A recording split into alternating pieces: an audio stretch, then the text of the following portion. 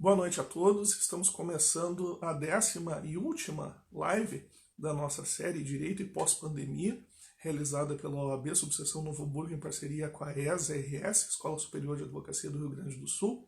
E dentro de instantes estaremos começando a transmissão dessa semana, que vai versar sobre o tema Advogando em um Mundo Pós-Pandemia, o advogado do futuro. Estaremos começando nos próximos minutos, aguardando a chegada do nosso convidado da semana, professor Dr. Darcy Guimarães Ribeiro.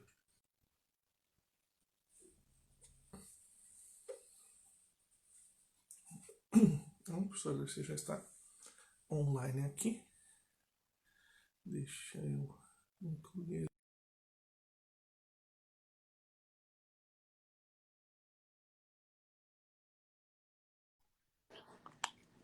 Professor Darcy, como estamos? Como é que tá, meu amigo?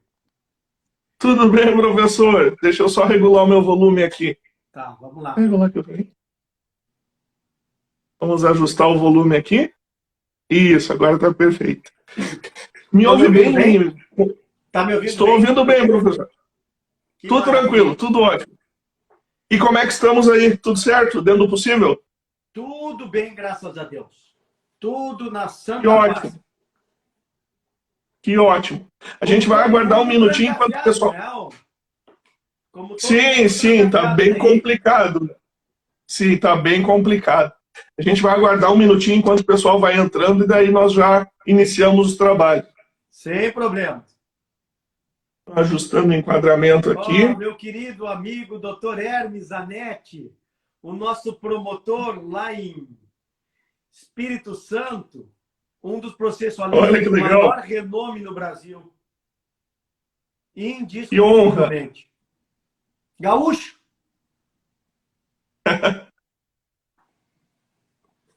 Doutora Cíntia, bem-vinda, está aí nos assistindo, sempre incansável, acho que acompanhou todas as 10 edições da nossa série Direito Pós-Pandemia. Enquanto o pessoal vai chegando, eu vou... Que maravilha! Enquanto o pessoal vai chegando, eu quero ir apresentando o nosso convidado da semana, né?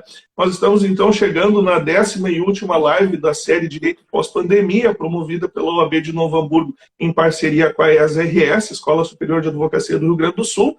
E hoje, para nossa honra, né, nos prestigia muito, estamos aqui tendo como convidado o professor Darcy Guimarães Ribeiro, que é, entre outras coisas, né, além de seu extenso currículo acadêmico e toda uma trajetória brilhante como professor universitário na pós-graduação, mestrado, doutorado, graduação, mas também o atual vice-diretor da Escola Superior de Advocacia do Rio Grande do Sul. Muito nos honra a sua presença. Tive a honra de ter sido aluno do professor Darcy lá nos bancos da graduação, já não quero nem dizer quanto tempo faz isso, porque daí já entrega a idade, né, professor? Mas já faz algum tempo. Depois tive novamente a satisfação de ter o professor Darcy como mestre no mestrado realizado na Unicinos. Então aí já é uma longa trajetória e é uma alegria, uma satisfação para nós podermos desfrutar da companhia dele hoje como nosso convidado especial para essa última live da série. O tema desta semana será, então, Advogando em um Mundo Pós-Pandemia, o advogado do futuro. E sem mais delongas, quero passar a palavra desde já para o professor Darcy Guimarães Ribeiro, mais uma vez agradecendo pela sua disponibilidade e agenda para poder estar aqui conosco essa noite. Professor Darcy, por favor, com a palavra. Muito obrigado, meu querido amigo Henrique. Quero, de coração, agradecer o generoso convite para poder hoje estar com meus colegas, né, de Novo Hamburgo, já que, como todo mundo sabe, eu sou um capilé, né? E me relacionei sempre muito bem com o pessoal de Novo Hamburgo, tenho uma amizade assim incrível com o pessoal da OAB e os colegas advogados. Meu irmão advoga em Novo Hamburgo, né? Então, tenho um carinho muito grande e é sempre um prazer poder estar discutindo e refletindo com os colegas alguns temas que cada vez mais se nos aproximam, ou seja, o futuro presente. É o futuro presente que nós, hoje, como advogados, temos que encarar. Né? Que nós temos que encarar. Então, algumas reflexões aqui são importantes para os colegas, eu acho, para que a gente possa estar preparado para esta nova realidade, para este novo normal. Então, reflexão sobre isso nunca é demais. Nunca é demais, porque impacta diretamente na nossa profissão. Certo? Algumas questões importantes. Ninguém desconhece hoje, né, Henrique, que nós estamos vivendo um período excepcional da história da humanidade. Tá? Em especial no que se reflete ao Poder Judiciário. Isso é algo muito complicado. Tá? O direito, nesta perspectiva, precisa ser repensado. A profissão precisa ser repensada. O processo precisa ser repensado. Tá? E isto vai repercutir em várias áreas do direito. Eu tenho sentido isto, e nem precisamos, como advogado militante, eu tenho sentido isto, e depois vou colocar para os colegas a minha experiência no tribunal, o que eu tenho sentido, a minha experiência em audiências virtuais, o que eu tenho sentido, e quero compartilhar o problema gravíssimo que nós estamos enfrentando. Gravíssimo. E como superar estas questões. Tá? Hoje nós já não podemos mais desconsiderar, eu costumo falar sempre para os colegas, hoje nós vivemos numa sociedade digital, indiscutivelmente. A sociedade digital se nos impõe algumas regras. E essas regras são muito importantes. Porque se nós conseguimos identificá-las, é muito mais fácil. Hoje, Henrique, a tecnologia, que desde priscas era, a tecnologia sempre foi meio para a realização de algo. Inclusive, a tecnologia hoje na sociedade digital já não é mais meio, Henrique, é fim. É fim. O que eu quero dizer com isso? Hoje eu costumo dizer o seguinte, Henrique. Há autores como um italiano chamado Galimberti, que tem um livro maravilhoso, umas 800, 900 páginas, sobre psique e tecne, sobre a ideia da técnica. E ele vai dizer o seguinte, os limites entre público e privado estão se alterando. Hoje, veja bem, um advogado pode exercer a sua profissão, inclusive sem conhecer a Constituição Federal, pese não ser recomendado. E pode ganhar muito dinheiro. Agora, ele não pode exercer a sua profissão sem um computador. Sem o computador. O que significa dizer, como dizia Jacques Ellul em 1954, na obra que foi traduzida em 54 para o português, o Jacques Ellul dizia o seguinte, a técnica hoje é autônoma. Essa é a diferença do autor quando se torna clássico, né, Henrique? Tu que gosta e admira os clássicos. Em 54, ele dizia que a técnica se tornou autônoma porque a técnica ela fez a escolha que nós poderíamos ter feito e já não podemos mais fazer. Hoje, eu não posso escolher advogar sem um computador. Eu não tenho essa opção diante de um processo eletrônico. Eu não tenho essa opção de que, tudo bem, eu compro o computador, mas eu não quero estar conectado à internet, é muito inseguro. Não pode fazer audiência, não pode fazer julgamento, mas está complicado. Então, a técnica faz hoje as escolhas que nós poderíamos, há um tempo atrás, fazer e hoje já não se nos é dada mais a oportunidade. E isso é muito importante para que o advogado, hoje, possa entender isso. Hoje, o mundo está se digitalizando. Está se virtualizando. Veja bem, a resolução de conflitos online, as técnicas, a Lei 13.994, publicada em 27 de maio, agora de 2020, que institui a possibilidade de conciliação não presencial no JEC, né? Ela é fundamental. E mais, olha só, e se o demandado não comparecer a esta conciliação digital, a lei diz que o juiz pode sentenciar se não houver uma justificativa. Olha o que é esta plataforma hoje, Henrique, plataforma consumidor.gov. Pessoas vão dizer, é uma plataforma que se discute, resolve. É verdade. Fiz um congresso agora na ESA, sabe por quê, Henrique? Porque a magistratura e o tribunal está entendendo como uma conditio sine qua non para o exercício da ação a necessidade da parte ter antes procurado a plataforma. E eu sustentei, com base na Constituição Federal, que o artigo 5º, inciso 35, não impõe esta condição, e uma série de autores, etc. e tal, e sustentei como eu gosto de fazer, teoricamente, porque eu via respaldo na prática.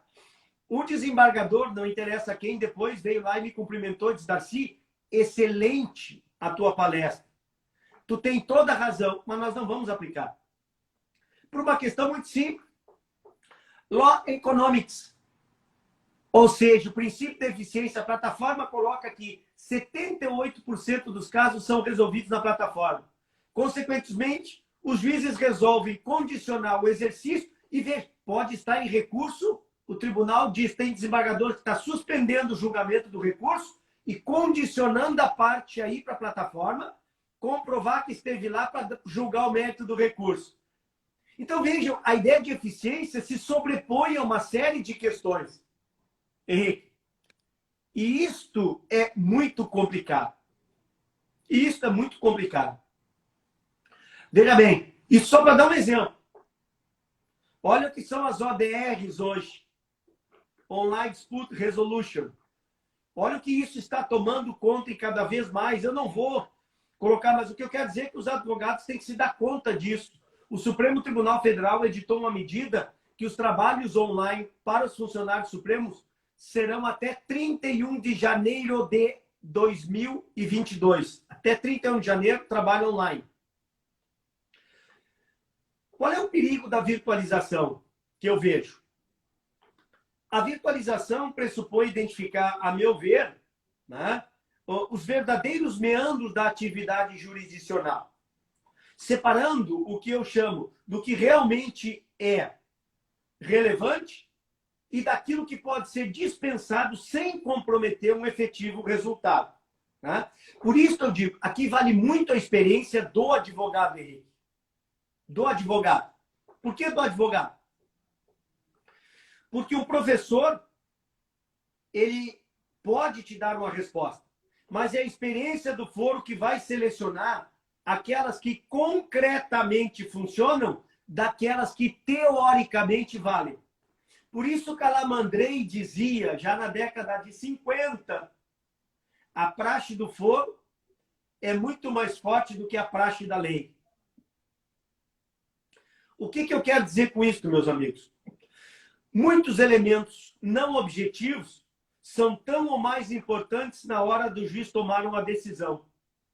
Como, por exemplo, e tu domina muito bem esse assunto aí, a maneira do advogado se comportar diante do juiz, o tom da voz, a fala, as mãos. Eu tenho ampliado o meu estelionato, como eu brinco, e estudado algumas outras áreas fora do processo, como inteligência artificial e neurociência. E esse dia até dei uma palestra sobre processo e neurociência. Né? E a neurociência revela muito bem as nuances que, às vezes, passa desapercebida para a maioria dos advogados. Tá? A videoconferência, às vezes, ou a teleconferência, ela não permite esta leitura tão essencial. Dos olhos, do comportamento, a maneira... Ela não tem. Eu mesmo já pautei perguntas em audiência exatamente pelo comportamento da parte contrária, do advogado da parte contrária. Porque cada pergunta que eu ia fazendo, a advogada começava a ficar vermelha no pescoço, aumentava a pressão sanguínea e, consequentemente, isto se exteriorizava na pele, porque ela se incomodava, porque ela não podia interferir no depoimento da parte da testemunha. Então, eu sabia como conduzir mais ou menos a testemunha pela reação do advogado da parte contrária. Isto online é difícil perceber. Eu faço audiência online, é horrível, não tem como perceber. Em julgamentos não tem como se perceber isso. É outro mundo. É outro mundo. E claro, hoje, Henrique, nós estamos diante de um novo modelo de advocacia. Hoje, os advogados têm que se dar conta que mudou o nosso básico. Qual é o nosso básico? A nossa maneira de peticionarmos. Isso mudou. Só por que mudou? Porque hoje eu não tenho só que convencer o juiz, Henrique. Eu tenho que ultrapassar, eu tenho que enganar a máquina. Está nos acompanhando aqui também o Dr. Vinícius, promotor lá de Torres, né? Um grande estudioso também, com doutorado na Unicinos, excepcional, e que também discute esse tipo de situação. Então, veja, nós temos uma petição hoje que enganar a máquina, porque senão meu recurso não sobe para o STJ ou para o STF. Por quê? Porque o algoritmo é programado para encontrar padrões nas peças que nós, advogados, realizamos. Então, nós temos que ser criativos se eu quiser que o juiz leia a minha peça. Por quê? Porque o padrão vai ser a máquina que vai ler. O padrão vai ser a máquina. E eu tenho que ter habilidade suficiente para ultrapassar isso aí. E as pessoas não estão se dando conta disso. Outra coisa, esta pandemia, Henrique, ela nos comprovou algumas coisas. Por exemplo, nós temos que ampliar o espaço virtual dos nossos escritórios em detrimento dos espaços físicos. Estrutura física grande já não é mais essencial. Vou dar um exemplo. Esses dias assisti uma reportagem no escritório de advocacia no Rio de Janeiro. Um andar inteiro no escritório. Um andar inteiro no Rio. Com a pandemia, fecharam o escritório e começaram a trabalhar online. Alguém diria, bom, aí os coitados agora vão se complicar, tiveram problemas. Ao contrário, sabe o que disseram? Tiveram que contratar mais 4 advogados porque não estavam dando conta do serviço. E o melhor de tudo, Henrique, puderam fazer uma seleção e contratar advogados de outros estados.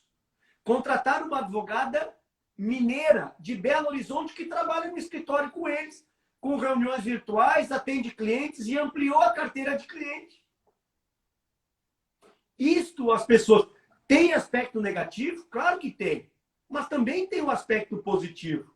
O advogado que souber utilizar isso vai ter uma vantagem.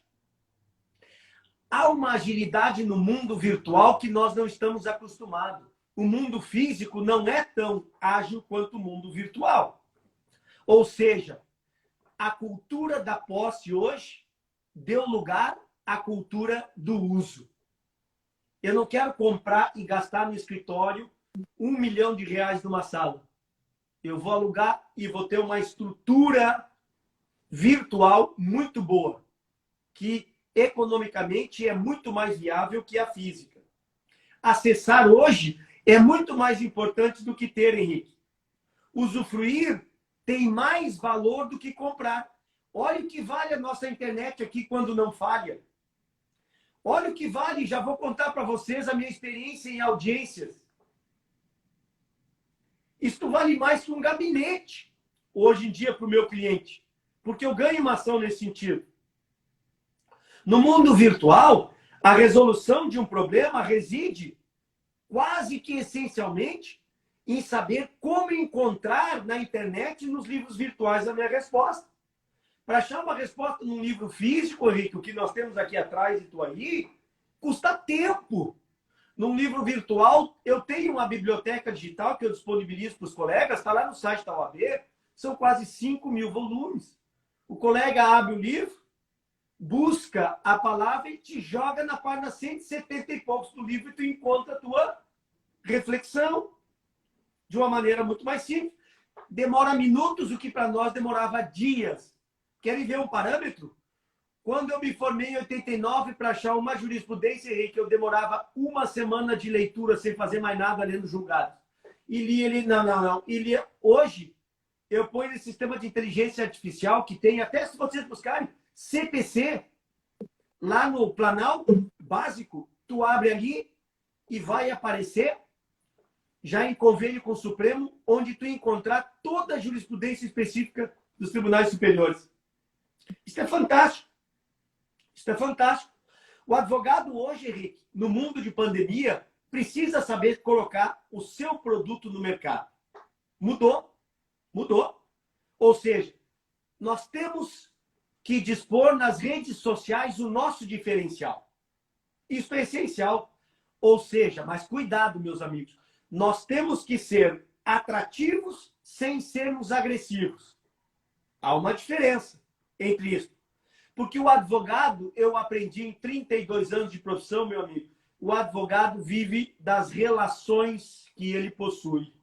O advogado que não se relaciona não tem clientes. O networking sempre foi fundamental, mas hoje ele é mais ainda. Por isso, eu dou uma dica para os meus colegas. Conheça muita gente, meus amigos.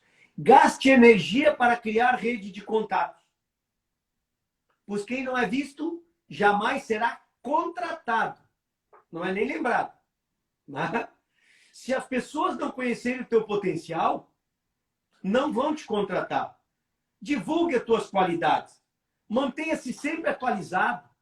Escreva. Participe de grupos de estudos, de live. Formule perguntas. Né? Pois só assim o teu cliente vai ter confiança necessária para que ele possa depositar o problema da sua empresa ou o seu problema pessoal nas suas habilidosas mãos. Do contrário, ele não fará. É fundamental aqui, para os nossos colegas reflexionar nisso aqui, que o crescimento pessoal é que você se relacione com pessoas diferentes do seu meio, Henrique. Isso é fundamental. Por quê? Porque isto, com certeza, vai ampliar o nosso universo conceitual. Por que é muito bom um mestrado ou um doutorado, Henrique? Porque amplia o nosso universo conceitual com pessoas com as quais nós não estamos habituados a discutir. Ninguém é criativo convivendo com pessoas semelhantes. Nós temos que ampliar as nossas amizades com pessoas inteligentes que nos possam agregar valor ao nosso conhecimento. Porque soluções podem ser aportadas quando nós menos esperamos. Numa conversa com médico, eu sou advogado bastante médico, numa conversa com psicólogo, certamente me apresenta às vezes uma visão inusitada que é capaz de eu refletindo apontar um caminho que eu não havia me dado conta. Porque ele tem uma forma de sinapse de identificar o problema diferente da minha. E isso é muito interessante para mim. Se eu quiser criar possibilidades de ganho para a causa. Sem falar nos relacionamentos afins, por exemplo, com advogados de outras áreas. Tem que se dar com pessoas, por exemplo, com a qualidade do Henrique, que pensa de uma maneira diferente, de uma maneira distinta. Eu tenho que me dar com promotores, eu tenho que me dar com juízes, porque são essenciais para os advogados poderem obter uma dimensão diferente do meu problema. Eu tenho que trocar a experiência jurídica. Isso sempre foi um aprendizado para nós advogados. Hoje, Henrique, eu tenho que saber identificar os nichos de mercado. Veja bem, quando nós migramos do campo para a cidade, nós alteramos as nossas relações sociais. Consequentemente, nós mudamos o foco, inclusive, do direito. Que antes o direito era focado na terra. E com esta migração, o direito passou a ser focado no serviço. Vale dizer, do direito real para o obrigacional. O beyond beyond, os italianos trabalham muito essa ideia. E isso altera muitas situações. Com isso, nós vamos modificando as nossas relações sociais. Consequentemente, vamos transformando o direito que antes era pensado dentro de um contexto que agora não mais se apresenta. Para as pessoas não acharem que eu não tomei a minha pastilha hoje, que eu estou divagando, eu vou dar 3 exemplos concretos. Para os colegas que nos assistem. Direito do trabalho, penal e tributário. Vamos lá. O pessoal do penal dizia, Darcy, me dá um exemplo concreto nessa tua situação. Vou dizer, olha, as relações trabalhistas hoje, advogados trabalhistas, vocês podem acrescentar ao estudo de vocês a compliance digital. Vai ser extremamente importante. Ela vai ser uma ferramenta inteligente, capaz de auxiliar na resolução de um incidente, de algum crime ou de algum ilícito que tenha partido de dentro da empresa. Né? Sem dúvida, o compliance digital vai ser um importante aliado para limitar a responsabilidade dos envolvidos na empresa. Na medida em que compliance não é um ato isolado, mas ele é um processo que vai aliar treinamento de pessoas à implementação de sistemas e monitoramento do processo. Isto vai ter reflexo lá adiante quando eu tiver que defender e vou dizer, olha, a responsabilidade nossa é muito diluída por virtude do nosso processo de compliance, tem essa etapa, esta e esta. E isso é importante. Como serão as relações de trabalho em se tratando de carros autônomos? Bem diferente. Como será regulamentada a jornada de trabalho? As pessoas dizem, Darcy, isso está longe. Vou só dar um exemplo. Carro autônomo já está ultrapassado. Por exemplo, no Vale do Silício. Agora, no Vale do Silício, já existe. Tá? A Uber tem, eu mandei para alguns colegas já, que eu gosto muito de pesquisar. A Uber já tem sistemas de ônibus que levantam voo inteligente para 8 pessoas. Tu chega no aeroporto, F. Kennedy, por exemplo, entra dentro deste... vamos ver uma expressão mais comum, um drone. É um drone. Tu entra dentro de um drone que cabe 8 pessoas e tu diz, quero ir para o hotel tal. O drone levanta com as 8 pessoas e te larga em cada um dos hotéis. Isso existe. Eu vou mostrar, eu tenho, não posso mostrar, mas eu vou mostrar o vídeo. Se quiserem, depois é só me avisar que eu mando. Já existe. Já está sendo implementado em algumas cidades dos Estados Unidos. Hoje, por $4.000, eu compro uma casa nos Estados Unidos e se eu tiver uma impressora, eu imprimo ela aqui. Imprime a casa inteira. A casa inteira. Funcionando. No direito penal, onde é que essas minhas ideias funcionam?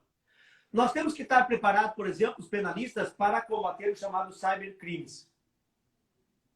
Ou seja, os setores afetados hoje pelos cybercriminosos, na sua maioria, guardam uma relação direta com ativos financeiros. Mas a violação à privacidade hoje, olha a LGPD aí, olha o problema que está.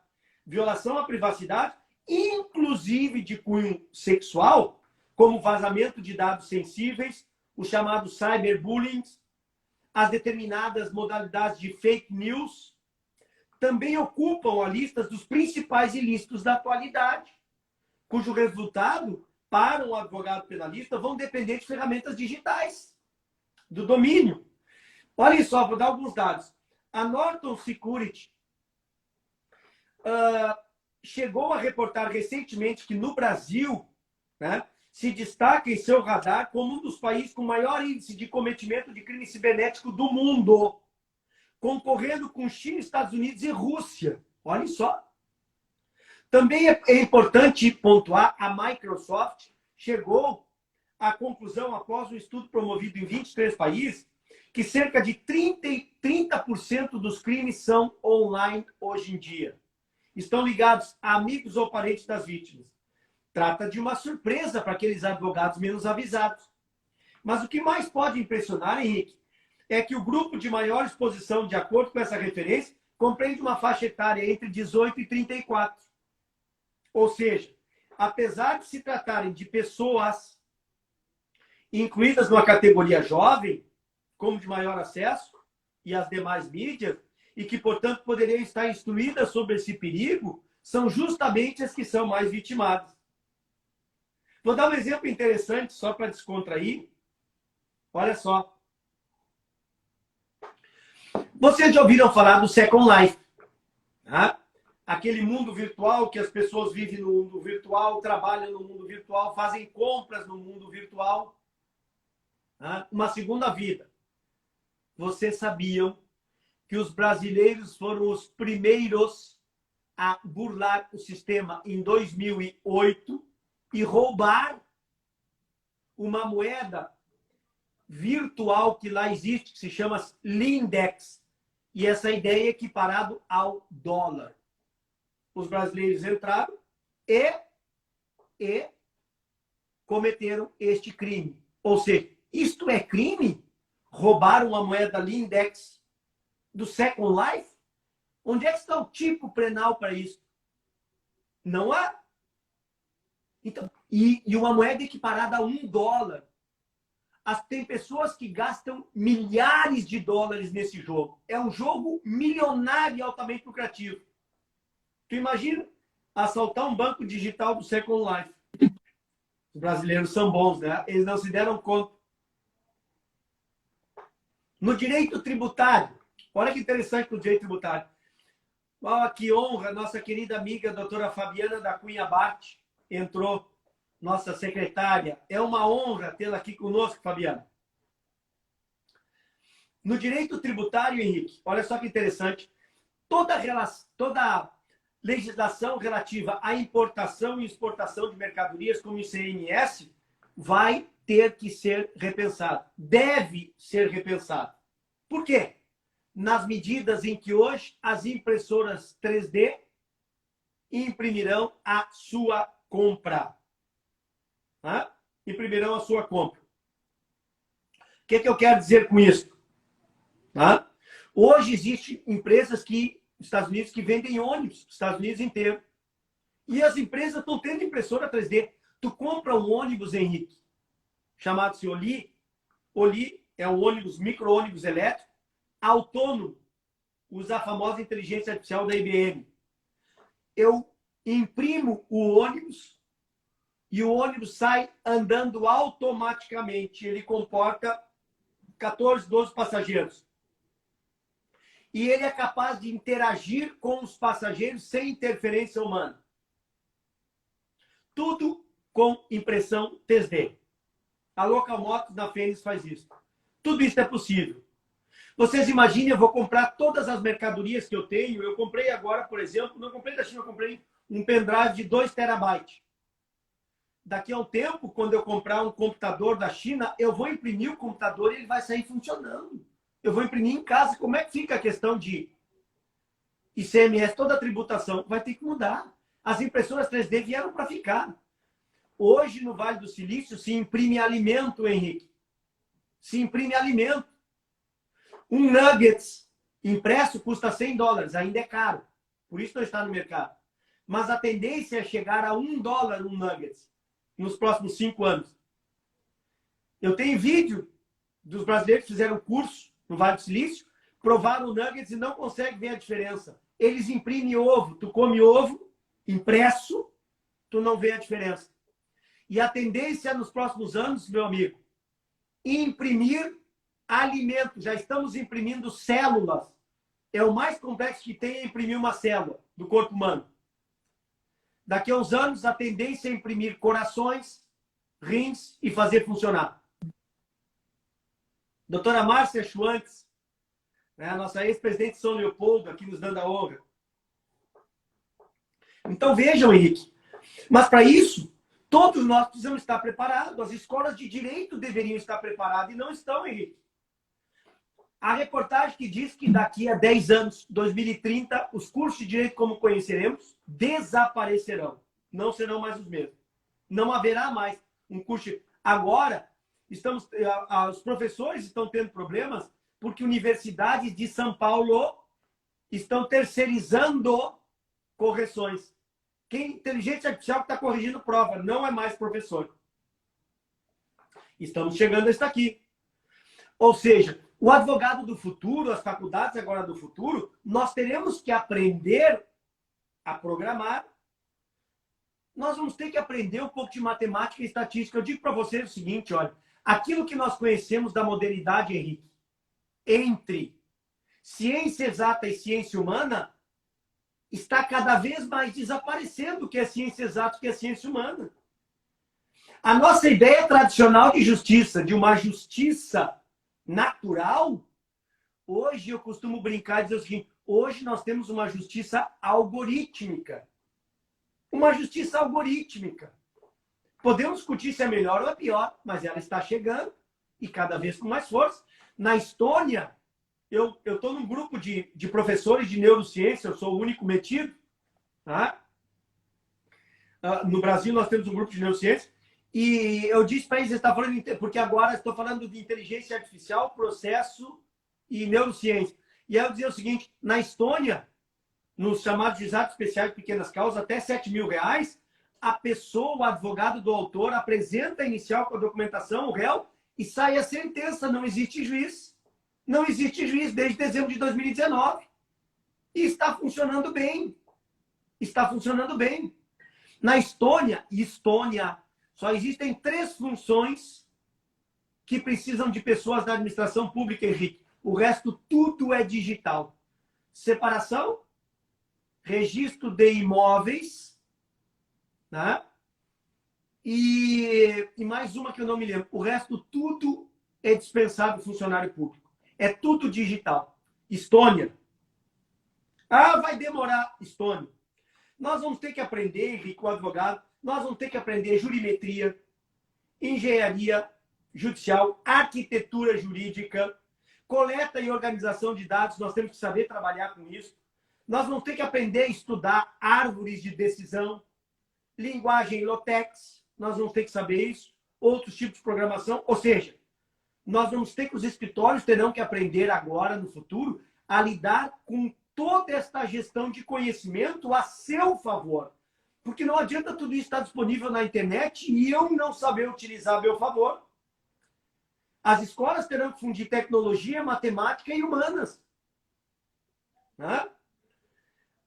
Isso é uma questão muito interessante. Agora, vejam bem, se o escritório de advocacia não inovar, é certo que o escritório do lado vai inovar. O colega vai inovar.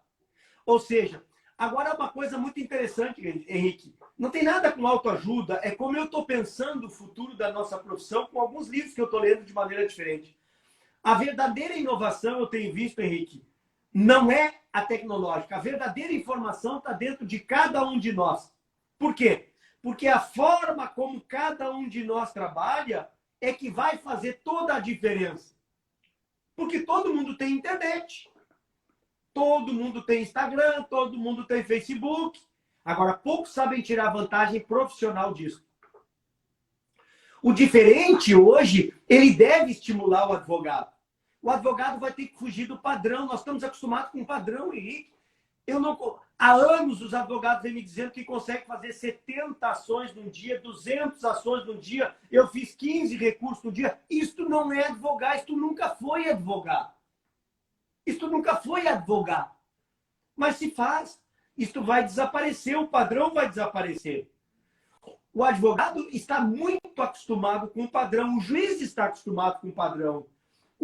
Mas a inteligência artificial vai nos tirar dessa zona de conforto.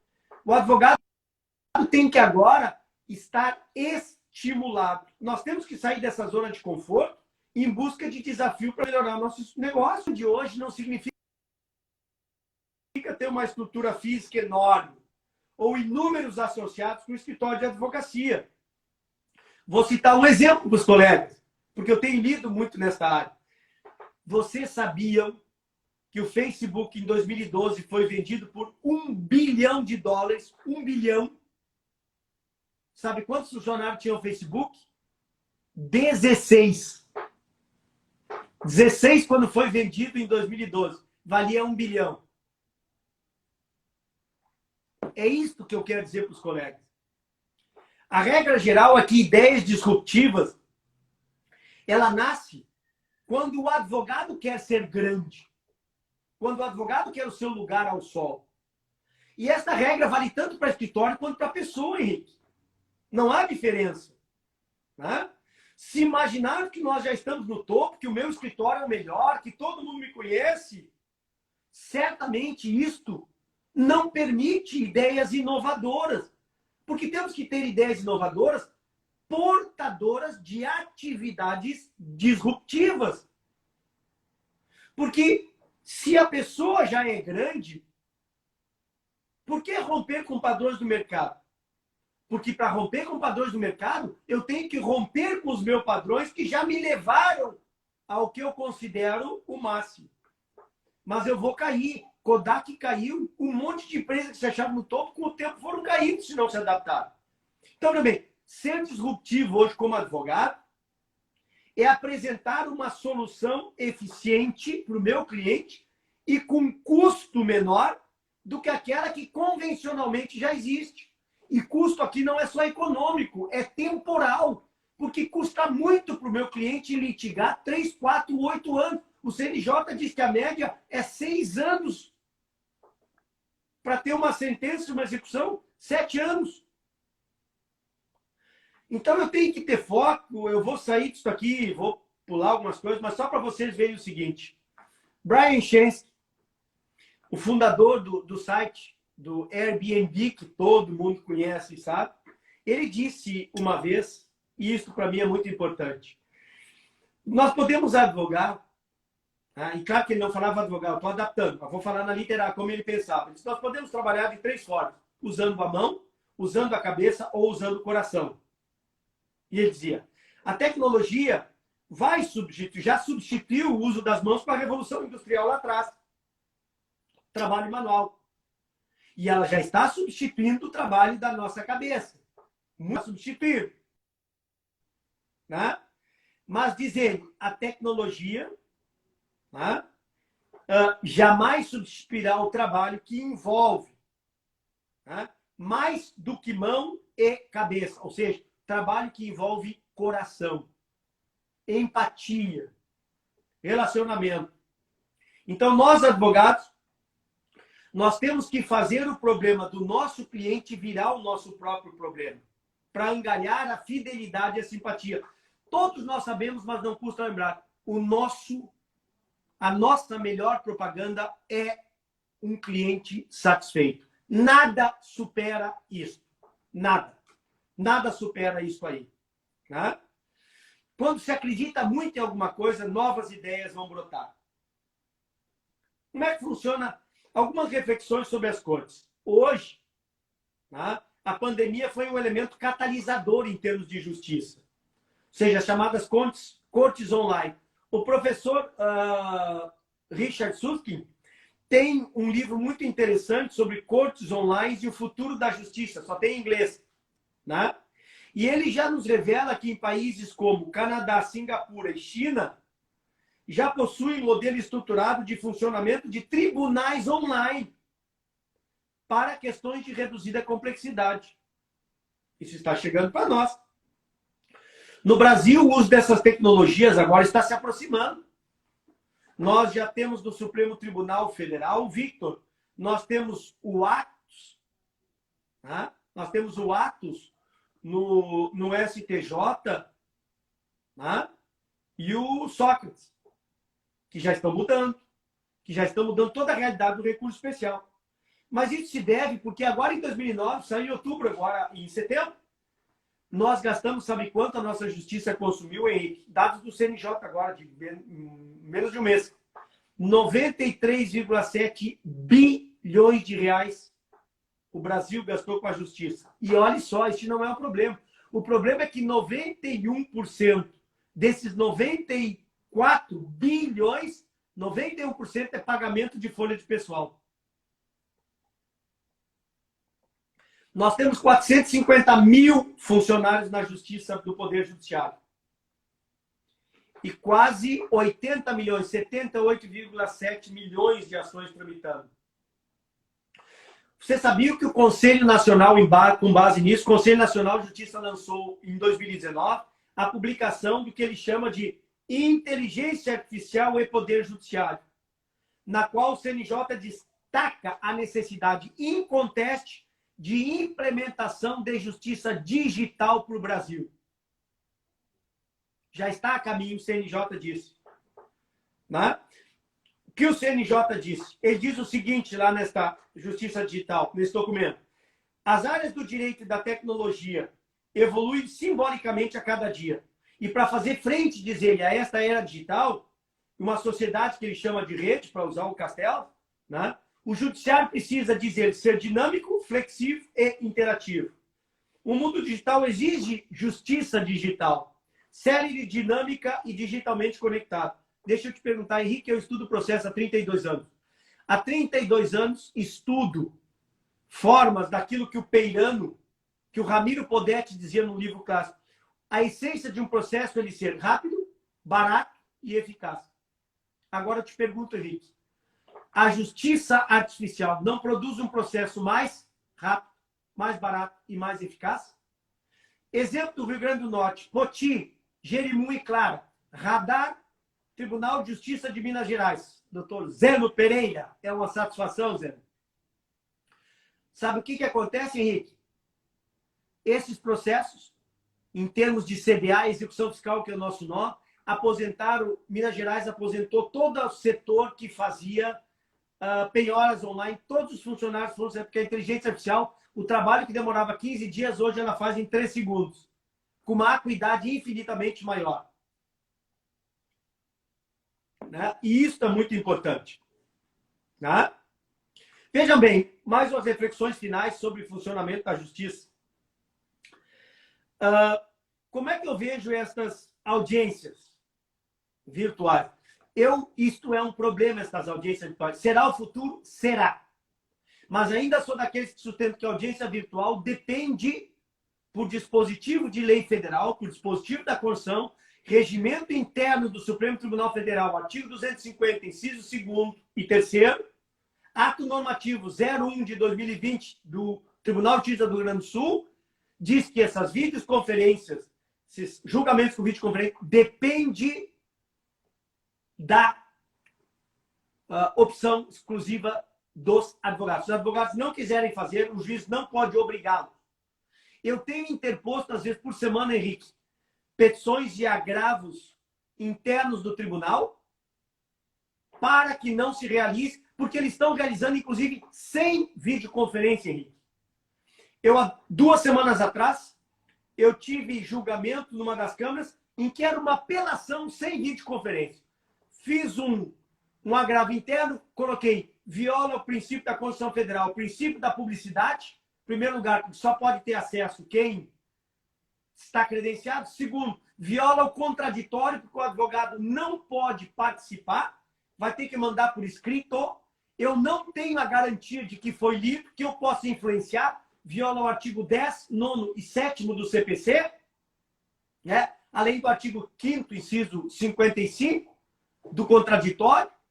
E mais, eu, como advogado, não posso, inclusive, levantar uma questão de ordem, porque não posso assistir o julgamento.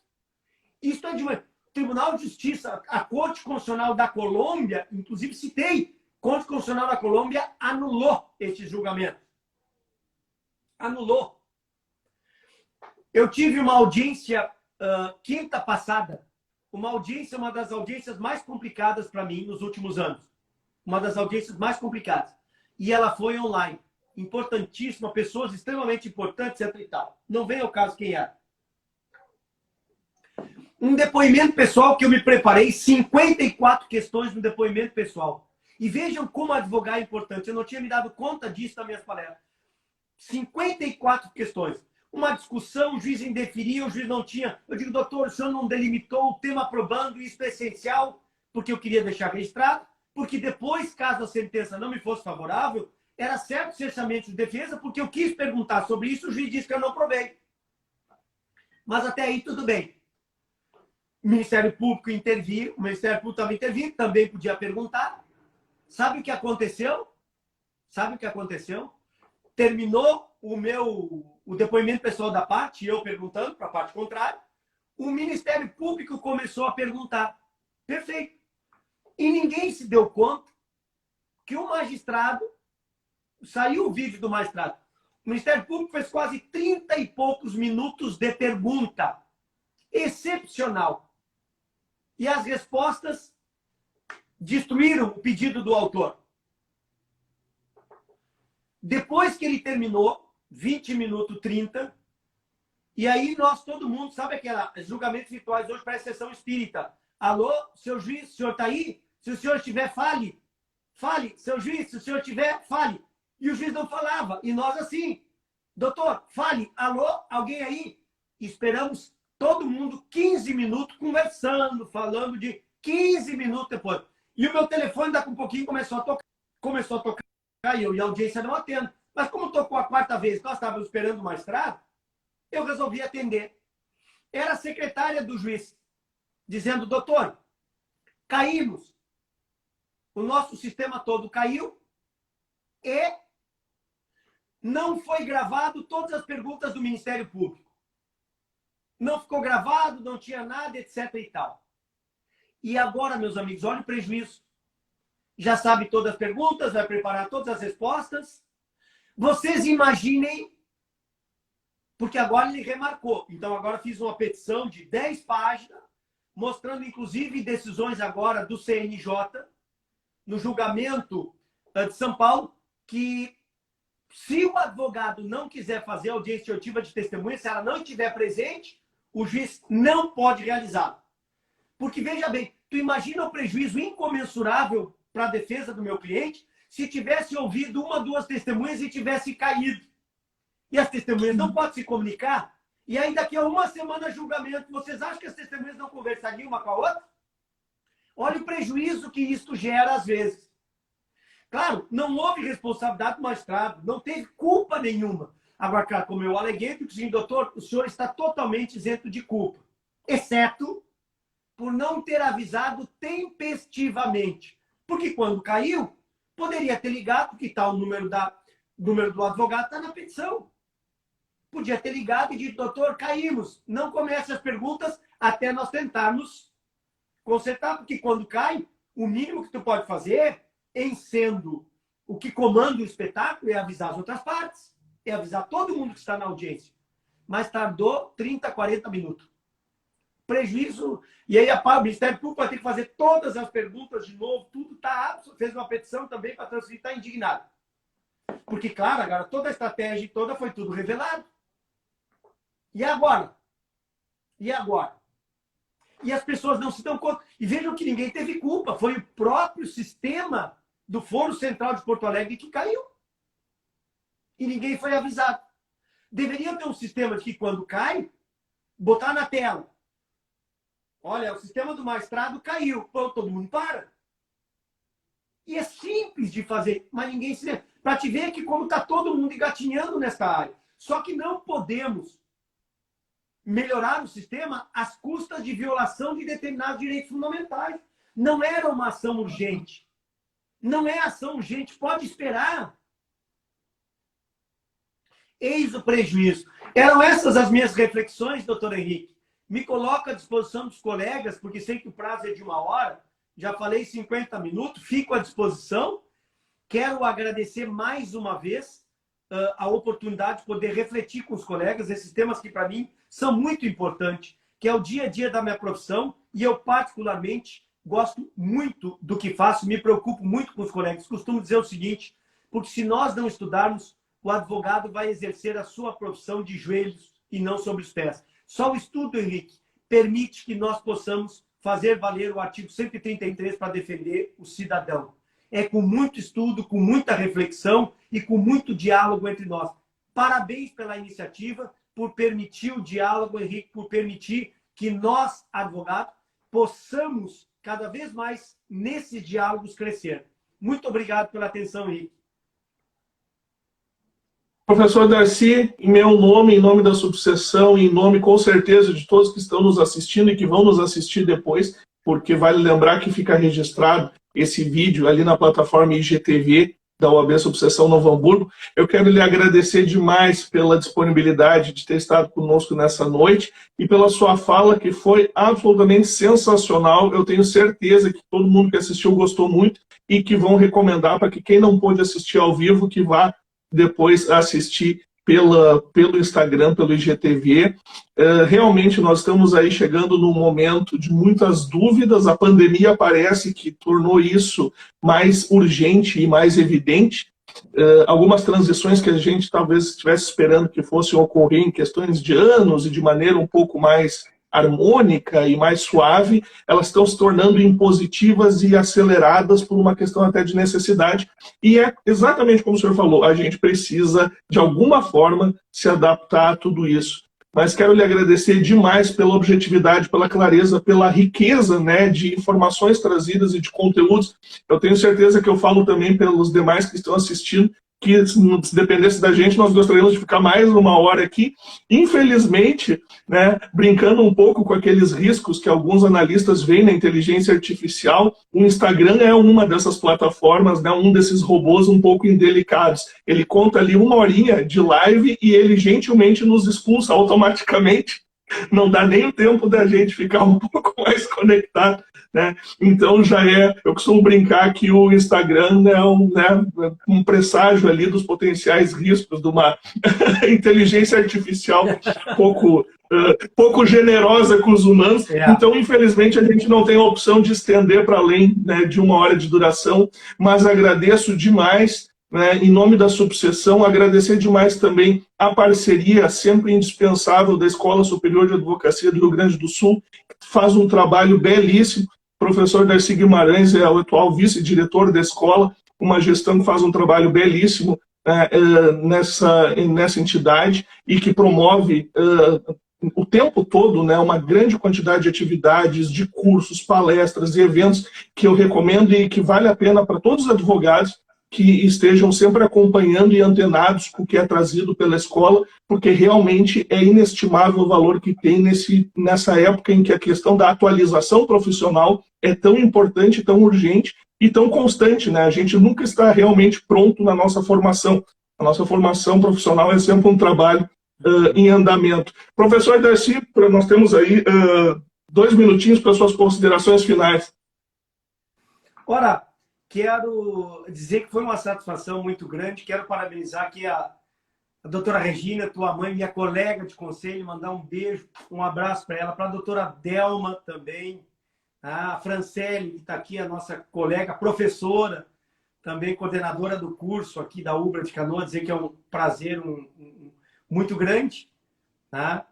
E olha, Henrique, eu vejo isto realmente como a nossa profissão precisa ser refletida. Nós viemos desde a Grécia, especificamente com Cícero e grandes advogados como Cévola em Roma.